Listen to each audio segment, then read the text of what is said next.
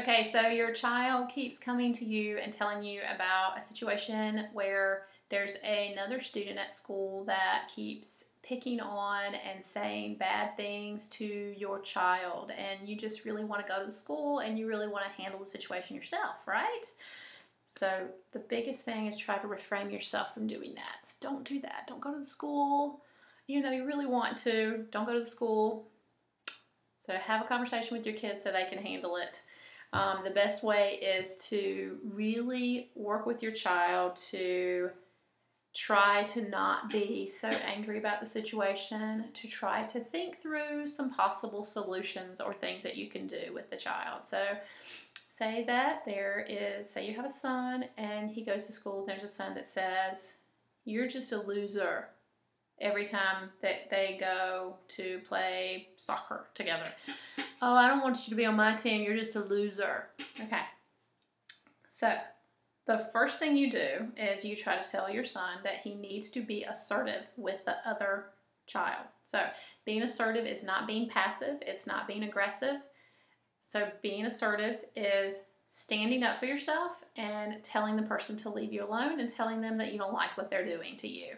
So encourage your child to be assertive and to look at the other child in the eyes and say, "I don't really like that you're telling me that I'm a loser and you need to stop doing that."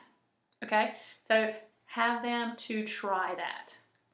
Maybe you have to say it once, maybe you have to say it twice. If they continue not to stop, have your child look at the person and say, look them in the eye, have really good, strong body language, what I meant to say. Body language. You don't want to be shy and timid and, going over to the side.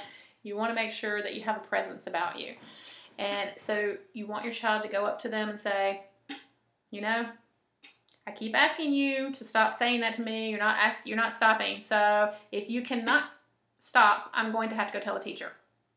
So if the person continues, I would encourage your child to go tell the teacher. Okay? If they're scared that the person's going to do something to them, maybe you can get involved with it. If your child's talking to you about it, you can email the teacher, but the teacher needs to know. If there's somebody that your child is being assertive with and asking them to stop and they're not stopping, they need to get in trouble for it. So do not hesitate to contact the school, email the school, if your child is not able to go and talk to the teacher on their own, because they absolutely need to get in trouble if they're continuing and your child is asking them to stop and telling them they need to stop and they're not stopping.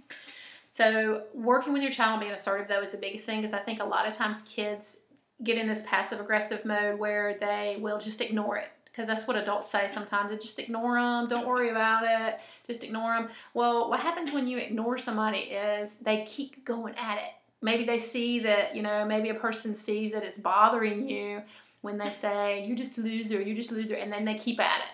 Well, if you don't say anything to them, a lot of times a kid will be passive about it and then they get aggressive. So then they've been passive, they've let the person just say stuff, and then they flip and get aggressive and get really angry and get upset and say like, "Well, you're just a blah, blah, blah," and hit them or something that they shouldn't do, then they end up getting in trouble.